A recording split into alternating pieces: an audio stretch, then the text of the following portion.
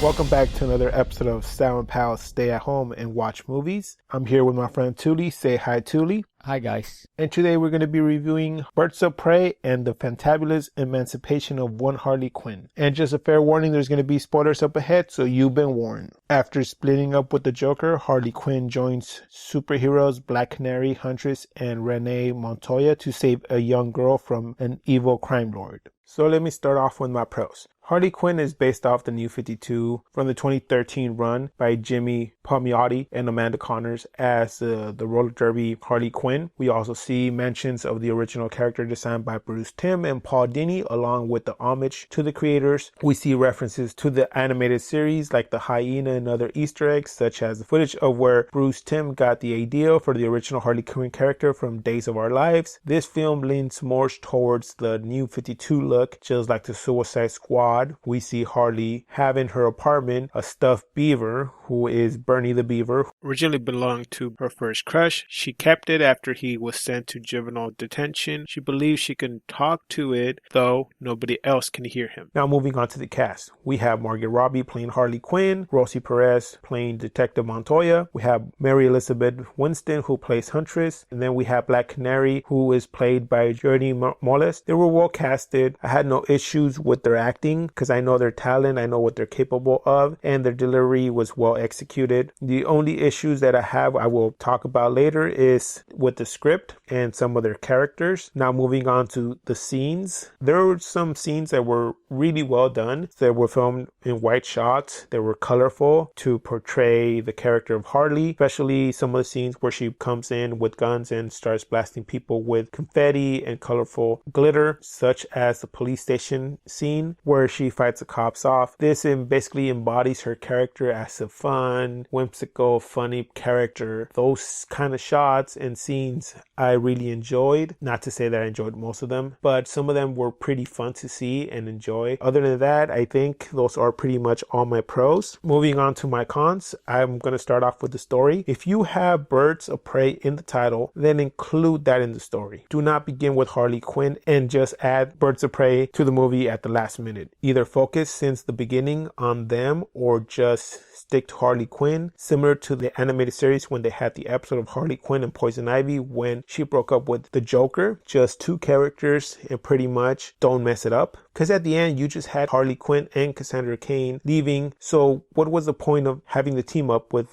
Birds of Prey if you were going to set up another rendition of Birds of Prey? If you wanted to continue the story, just why not end up having them all leave together and then basically, I guess, head up to Vegas or something and then pick up the next movie with them all together, starting another mission or something. And then this movie would have been titled Harley Quinn and Her Broken Heart as a setup movie. My other question is, why does Harley Quinn have to be the one who brings the Birds of Prey together? Here's another idea. What if the Birds of Prey are already sort of established and running around the city already on their own, and Harley and Cassandra come in and say, we want to join the team, and try to bring them in because the enemy's after them? And the enemy is their common foe in this situation. Specifically, since Cassandra Cain, the future Batgirl, brings them together sort of a sense to create the Birds of Prey, just like in the real comic books. She could basically teach them how to be a team. I'm not saying Cassandra that we saw in the movie. I'm talking about Cassandra Cain, the assassin. She comes and talks to Harley Quinn and says, hey, I need your help to take down the bad guy who is Black Mask. And in that sense, she's like, well,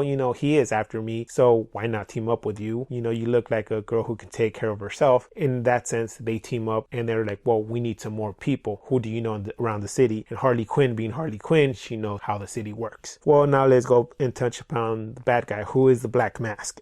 He didn't really work for me. It seems like he wasn't really that dangerous. To me, he just seemed like he was a rich bad guy who had lots of money and who could attack people at any time he wanted, send thugs to beat up people. And I guess in overall, he was just a big jerk. That's what he was. And why was he a bad guy? I really don't know, and I still don't know. I know who he was in the comics, but I don't know who he was in the movie. So in that sense, he didn't work for me in the movie. Other than this, I guess that's what I have for this movie. So I'm going to leave it at that, and I'm going to pass it on to my friend Touly and see how he saw this movie and what grade he gave this movie.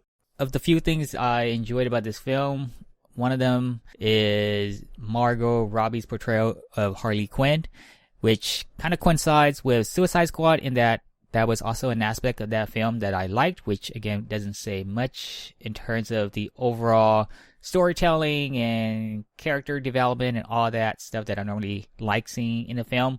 Definitely Margot Robbie's portrayal of Harley Quinn is a positive for me that I took out from watching Birds of Prey. Rosie Perez, a fabulous actress who I have become a fan of since seeing her in White Man Can't Jump. She portrayed a very powerful and independent woman in that film, which in a way relates to Birds of Prey in a sense because it did have this sort of woman empowerment theme going on with it, which I'm all fine for. But in comparison to one of her portrayal of that character in that movie, White Man Can't Jump, stood out more for that sort of a woman empowerment theme than to the role that she was portraying in Birds of Prey in being a cop that was pursuing Harley Quinn in a sense, but more so, Black Mask and trying to get the credit that she deserves for what she has done in the past and how she's being overlooked by the men. But at the same time, from what I saw, I never felt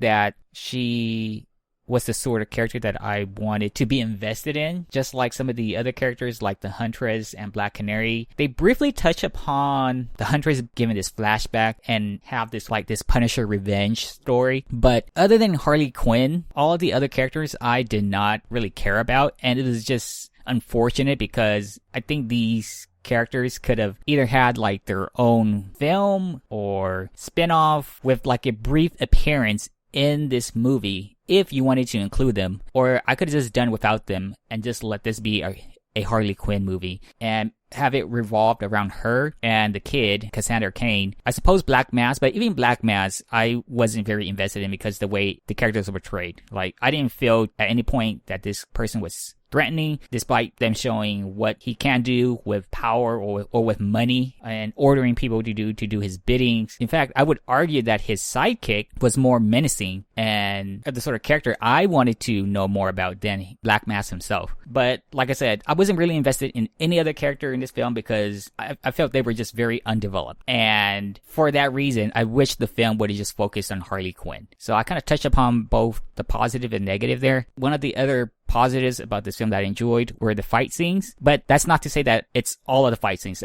In fact, I only thought one or two of the fight scenes really stood above the rest. I think the one where Harley Quinn was fighting at the police station, where she barged in and she was shooting these bullets filled with confettis, which led to her fighting in the jail cell area. That was great, although I do have a complaint about the setup too, in that these cops who were on guard duty there, to be frank, they were pretty pathetic.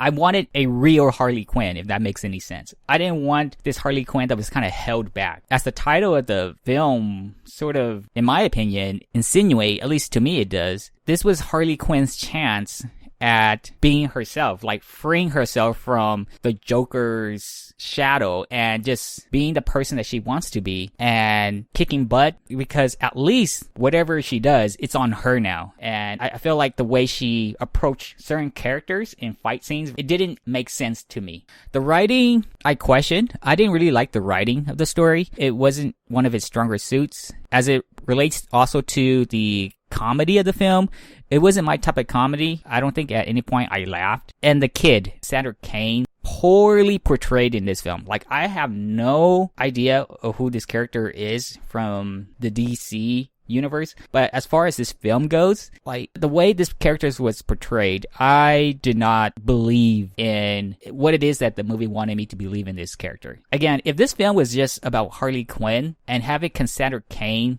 being sort of the catalyst for Harley Quinn to turn a new page, then I think Cassandra Cain's character would have had that sort of impact that I would have wanted. But because she got caught up in this whole mess with Black Mask and all these other characters, the Huntress, Black Canary, Renee Montoya, I thought Cassandra Cain's character didn't get the sort of attention that it should have deserved to be as impactful as it could have been. And I'm going to kind of compare this in a way to Deadpool 2, where Deadpool had to sort of regain his composure. And one of the ways that he was trying to do that was trying to be a role model or reinvent himself by being around this particular kid. I'm not saying that Birds of Prey had to do everything one for one that Deadpool 2 did, but I would have liked it more if they gone down that route and just not include Birds of Prey, because I really think the movie suffered a great deal because of that. And it's a shame because, again, I thought Margot Robbie did a fabulous job at portraying Harley Quinn. And I don't know if it's a thing with DC movies, in particular when it deals with a teen component. I mentioned Suicide Squad already. Even Justice League to an extent. Some of the characters in these films,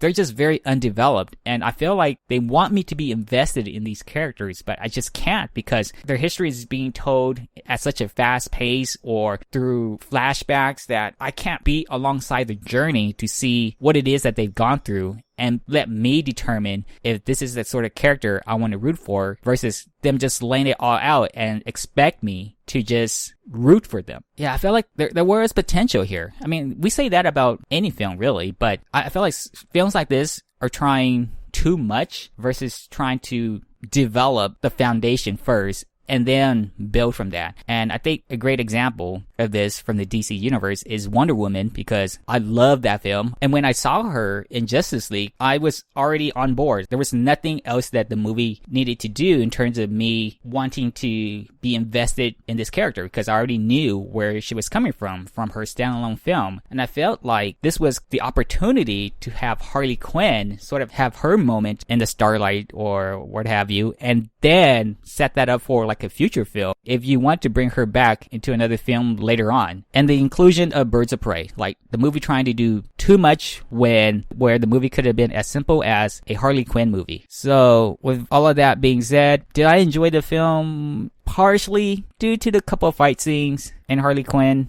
But other than that, things that I normally look forward to in a film, things like good storytelling, characters that I can be invested in, those were extremely lacking. And because of that, I have to dock a lot of points from the film. So I'm going to end up giving this film a 3 out of 10. I personally wouldn't recommend watching it. And it might just, be a film for people who enjoy the sort of style that was embedded into this film. But for me personally, 3 out of 10. Totally agree with you. The character development in this movie lacked seriously, especially with the Birds of Prey. Their background story was just skimmed, not really developed, especially like you said, the title included Birds of Prey and Harley Quinn, but they mostly concentrated on Harley Quinn. So make up your mind, Harley Quinn or Birds of Prey, you can't have both. And if you have both, you need to rewrite the story. The story was really lacking. Jokes didn't really hit the mark. For a psychopath like Harley Quinn, I expected more. Cynical jokes kind of thing. From the villain, I expected more instead of what we got, which was a big jerk. That's how I put it. He just didn't hit the mark. I didn't understand what his point was. Sandra Cain was not even remotely from the comics, so I'm putting it from the comic book's point of view. It just didn't hit the marks. So what I enjoyed from this movie was Margot Robbie's portrayal as Harley Quinn, just like you. I guess I enjoyed all the little homages they did for Harley Quinn, the character from the animated series and the comic books and stuff like that. Bruce Timm and the creators of Harley Quinn and everything they came from Harley Quinn's history. So I'm going to give it a 4 out of 10, and I recommend it to people who are not familiar with the comic book series. With that, I guess that does it for this review of Birds of Prey. Please join us next time when we're going to review The Call of the Wild. Buck was neither house dog nor kennel dog. Here you go, boy. His master was Santa Clara County Judge. Watch it, you! In this realm, Buck was king. Please like, comment, and subscribe. You can find our social media links below. And like always, keep watching movies.